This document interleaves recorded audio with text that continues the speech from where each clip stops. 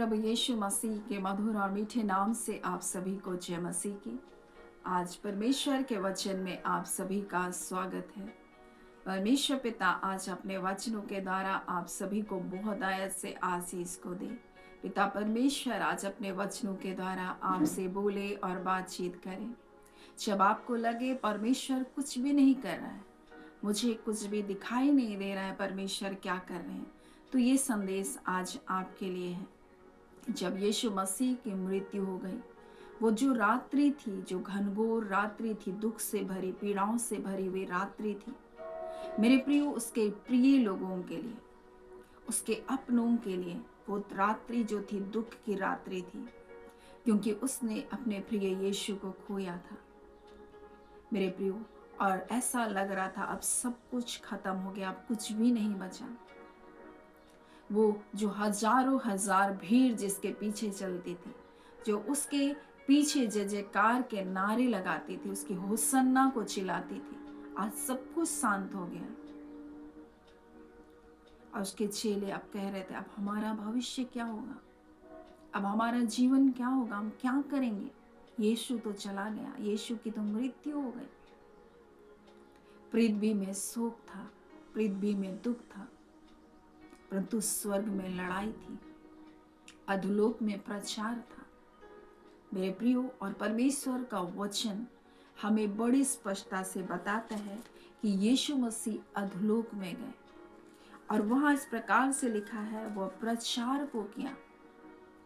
यहाँ लिखा है पहला पत्रस उसके 3 अध्याय में, और उसके जब हम लोग देखेंगे 18 से, इसलिए कि मसीह ने भी, जो अर्थात अधर्मियों के लिए धर्मी ने, पापों के कारण एक बार दुख उठाया, ताकि हमें परमेश्वर के पास पहुंचाए। वह शरीर के भाव से घात किया गया, पर आत्मा के भाव से वो जिलाया गया।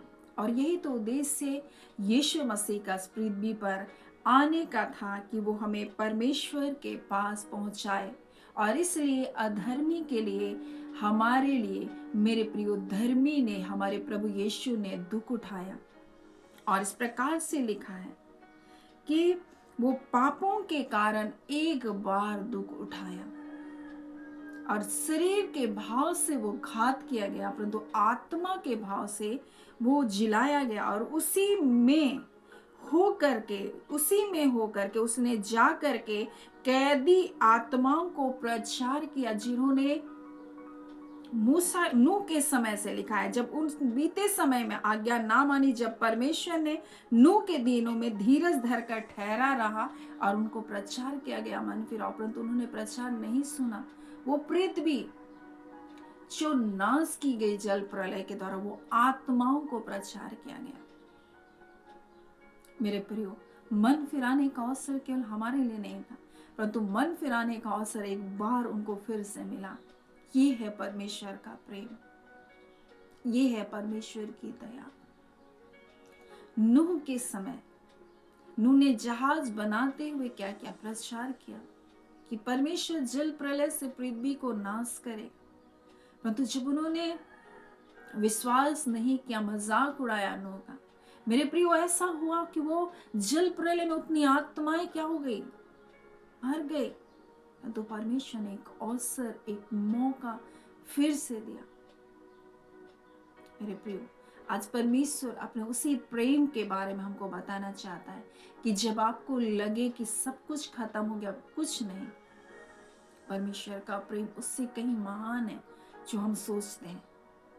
हम तो छोटी छोटी अपनी सोच के अनुसार सोचते परमेश्वर का प्रेम ऐसा ही होगा, परंतु परमेश्वर का प्रेम कहीं विशाल है, कहीं विस्तृत है, कहीं बड़ा है मेरे प्रियो, जो हमारी कल्पनाओं से परे। एक मौका उनके लिए मिला जो नूह के समय जल प्रलय में मर गए थे, और उसी में हो करके वो वहां जाकर उन कैदी आत्माओं को प्रचार किया। क्या प्रचार किया होगा? मैं परमेश्वर का पुत्र हूं, मुझ पर विश्वास करो और तुम नाश नहीं होगे। मेरे प्रियो, वो विश्वास के वचन को वहां बोला कि उसके ऊपर वो विश्वास करे। आज हमारे पास भी वही वचन है कि हम उसके पुत्र यीशु मसीह के ऊपर विश्वास करें और हम उस अनंत जीवन को प्राप्त करें। स्वर्ग में लड़ाई हो रही थी, शत्रु का काम था मृत्यु। पाप का डंक क्या है? मृत्यु है। यीशु को पाप के कारण मृत्यु में रखना चाहा, परंतु जिसमें पाप ही नहीं उसको कैसे कोई मृत्यु के वश में, अधोलोक के वश में रख सकता था?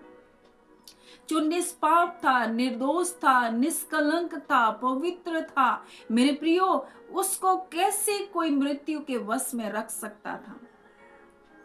और परमेश्वर तो न्यायी परमेश्वर था। स्वर्गदूत जो विरोधी स्वर्गदूत थे, जो शैतान था, वो स्वर्ग में परमेश्वर के पास सड़ जाता था, दोष लगाने वाला था,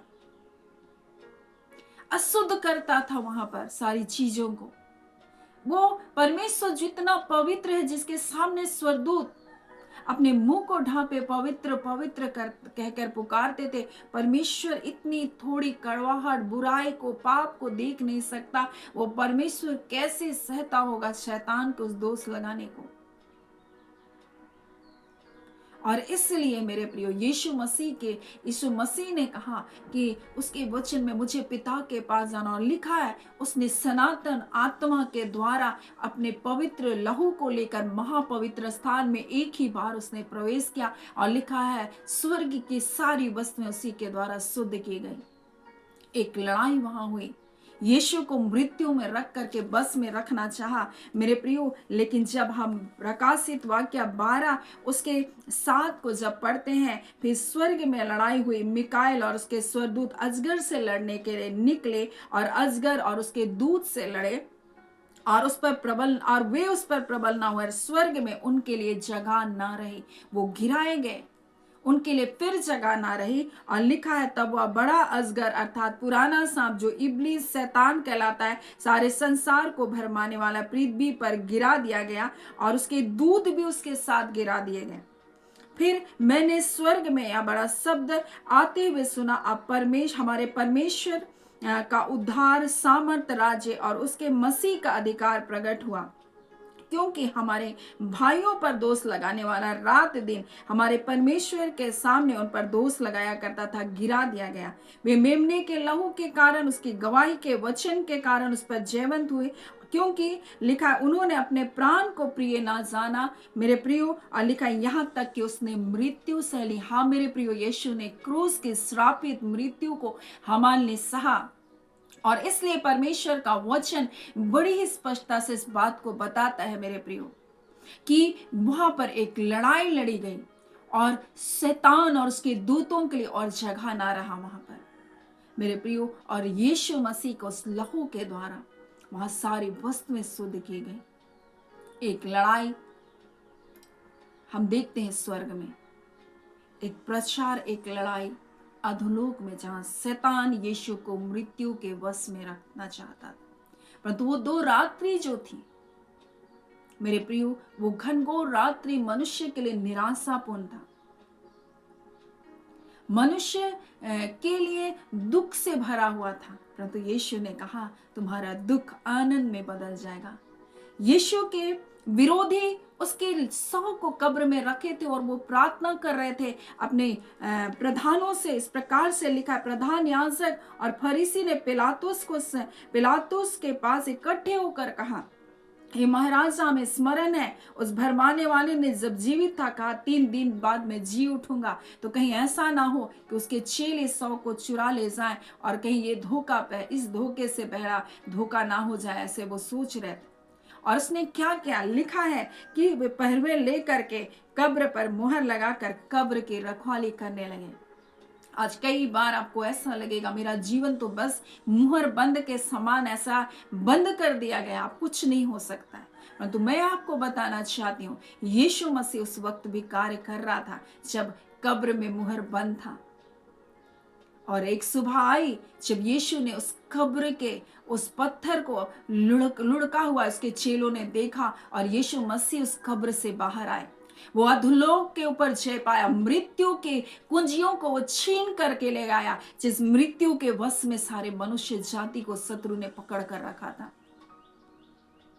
जिसके ऊपर शैतान ने अपने कब्जे को रखा था, उसके ऊपर यीशु ने जय पाया। अब मृत्यु हमारे जीवन पर राज्य नहीं कर सकता।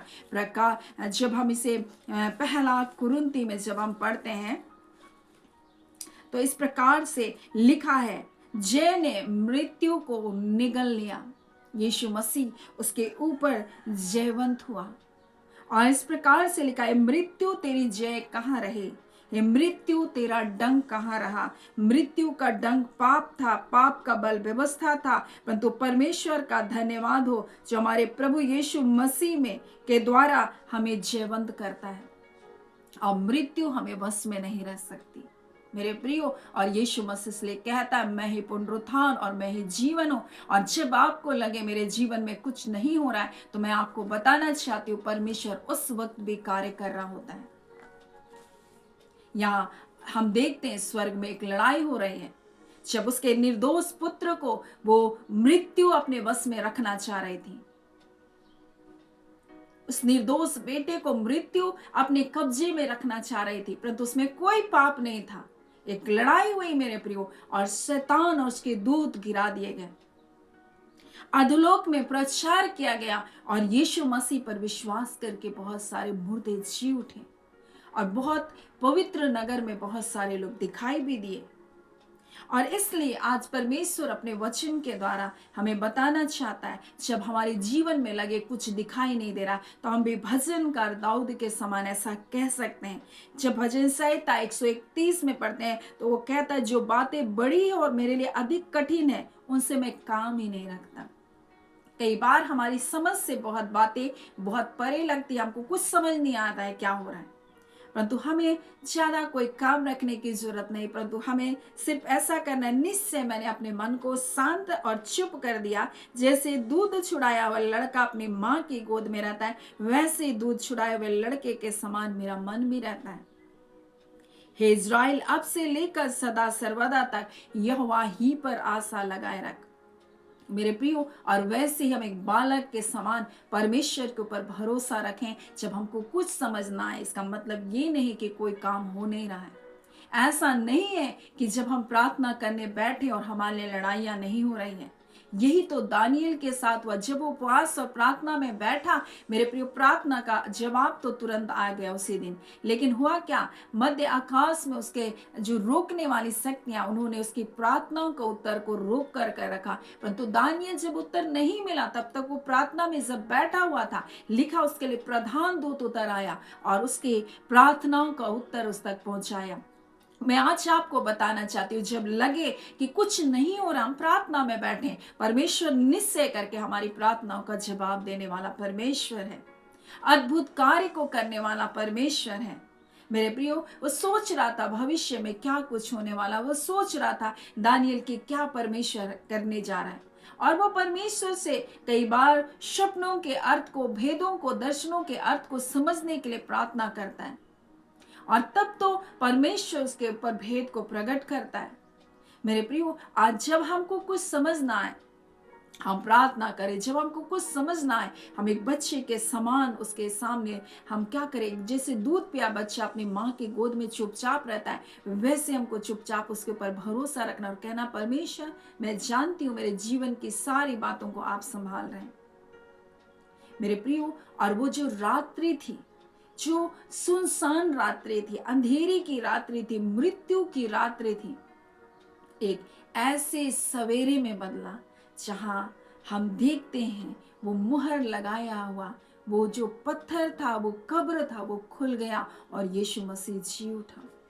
उसको मृत्यु बांध कर नहीं रख सकी। वैसे परमेश्वर के लोगों जो मसीह में विश्वास करते हैं, आपकी भलाई को, आपकी चंगाई को कोई बांध कर नहीं रख सकता है।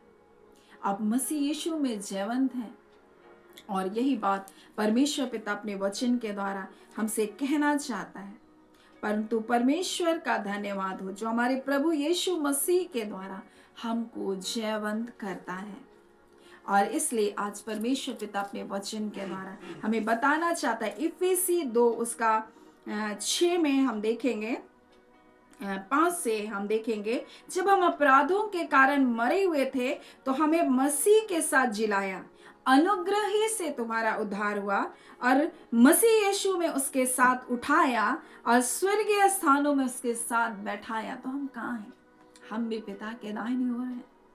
जब मसीह यीशु में हमारा जीवन है, हम भी पापों में मरे हुए थे, परंतु उसके अनुग्रह के द्वारा हमारा उद्धार हुआ और मसीह यीशु में हमें उसके साथ बैठा है। और इसलिए जब हम कुरिन्ती में पढ़ते हैं तो लिखा है, जिसने यीशु को जिस आत्मा ने यीशु को मृतकों में से जिलाया था, वही आत्मा हम में भी है। वही सनातन आत्मा हमारे जीवन में भी राज्य कर रहा है। सो मेरे प्रियो, आज परमेश्वर पिता अपने वचन के द्वारा अपने लोगों से कहना चाहता है, जब लगे सब कुछ बंद है तो तुम याद रखना यीशु मसीह की कब्र को, कि उसके विरोधियों ने भी कहा था कि वो तो जी उठेगा। उसके चेले भूल गए थे, परंतु विरोधियों को ये याद था। वैसे आपके शत्रु को पता है, वो आपको कितना भी बांधने का कोशिश करे, आपकी भलाई को बांध नहीं सकता है, क्योंकि आप याद रखते हैं कि यीशु की खबर जिसके पर पहरे लगे थे, मुहर लगा था। ऐसा समय आया मेरे प्रियो, जब यीशु उस कब्र को खोलकर बाहर निकला और स्वर्गदूतों ने कहा, तुम उस जीवित को मृतकों को मैं क्यों ढूंढते हो? वो तो जी उठा है, जाओ उसके चेलों को बताओ। आज मेरे प्रियो, परमेश्वर पिता इस वचन के द्वारा आप सभी के जीवन को बहुत ऐसे आशीष को दे। आमीन। आइए हम प्रार्थना करेंगे। धन्यवाद देते हैं जीवते सच्चे सामर्थी मेरे पिता परमेश्वर। मेरे पिता, हम आपका धन्यवाद करते हैं आज की सुंदर सुबह के लिए, आपकी दया के लिए, आपके अनुग्रह के लिए, आपकी कृपा के लिए, आपकी भलाई के लिए, आपकी सुरक्षा के लिए, आपके आनंद के लिए, आपके जय के लिए पिता परमेश्वर, जो आपने मसीह यीशु में हमारे जीवन के लिए दिया। हम आपके शुक्रगुजार हैं प्रभु, हम आपके धन्यवादी हैं पिता। हाँ पिता, जब लगे कुछ दिखाई नहीं दे रहा, परंतु हम जानते हैं सब कुछ आपके नियंत्रण में है। सब कुछ आप एक एक आपके बच्चों के एक एक कदमों को आप निर्धारित कर रहे हैं। आप सही स्थान में, सही जगह में, सही लोगों के साथ अपने लोगों को प्रभु जी आप जोड़ते हैं। हाँ पिता परमेश्वर, प्रभु जी आप महान हैं, आप अद्भुत हैं खुदान परमेश्वर। आपने हाँ पिता परमेश्वर रुत के कदमों को दिशा निर्देशित किया प्रभु से, और उसे बोआज के खेत में लेकर गए। हाँ मेरे प्यारे पिता, हम आपका धन्यवाद करते हैं। हाँ पिता, और वो कह इस प्रकार से लिखा, वो संयोग से उसके खेत में गई, परंतु ऐसा नहीं था, आपने उसके कदमों को उस ओर लेकर गया।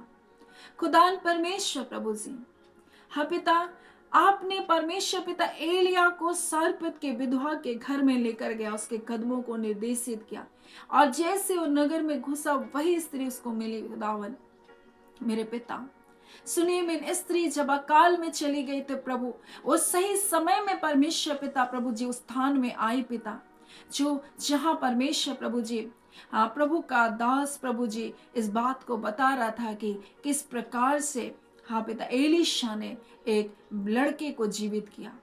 मेरे प्रभु, आप सही समय में अपने लोगों को सही जगह में रखते हैं। आज वही परमेश्वर आप हैं, जब लगे कुछ नहीं दिखाई दे रहा है, तो ऐसा नहीं है मेरे प्रभु, आप काम नहीं कर रहे हैं।